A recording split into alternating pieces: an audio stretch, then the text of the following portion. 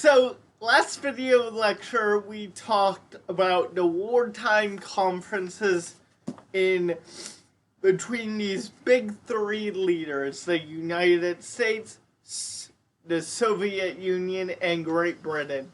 Today we are gonna take a look at the impact that this war had, the legacy of the war. The most destructive war in the history of the world had profound effects on all nations, including the United States. This was a big war of the time, and it had profound effects on all the countries involved, as even us, the United States. Cost. The deadliest war in human history resulted in the deaths of some 50 million military personnel and civilians worldwide. 15 million Americans served in uniform, and approximately 300,000 Americans lost their lives either in Europe or the Pacific, and 800,000 were wounded. So these were big casualty counts, and it cost a lot of human life. And I don't know what. I know why. Because I don't want to hit the sun. Excluding the Civil War, more Americans died in World War I than in all other U.S. wars combined. The war left the country with a huge national debt, but domestically the United States had suffered little compared to others. So even though we got hammered, other countries got more hammered. That is basically what this is saying. The United Nations. Unlike the rejection of the League of Nations following World War I, Congress readily accepted the peacekeeping organization that was conceived during World War II and put in place immediately after the war.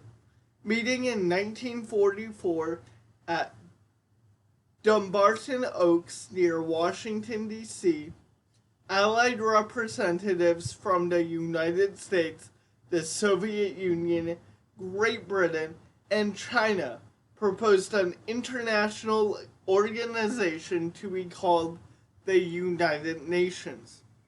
Then in April 1945, delegates from 50 nations assembled in San Francisco, where they took only 8 weeks to draft a charter for the United Nations. The Senate quickly voted to accept U.S. involvement in the UN. On October 24th, 1945, the UN came into existence when the majority of member nations ratified its charter. So, we can tell the United Nations was more successful than the League of Nations because the United Nations still exists today. In New York City is where the UN headquarters are, and most of the countries in the world have a seat at the UN's table. There's other diplomatic missions attached to the United Nations, like the G7 is a conference between all the 7 most powerful countries in the world, is a part of those peacetime force. In a final speech, which he never delivered, Franklin Roosevelt wrote, "The only limit to our realization of tomorrow will be the doubts of today." There were doubts, to be sure. about the New World Order to emerge from World War II. Initially, at least there were also widely shared hopes that life would be better and more prosperous after the war than before, while other combatants such as China, France, Germany, Great Britain, Italy, Japan, and the Soviet Union had suffered extensive damage from the war. The cities of the United States had remained unscarred. Without a doubt, the United States in 1945 was at once the most prosperous and most powerful nations in the world. It had played a major role in defeating the fascist dictators. Now people look forward with some optimism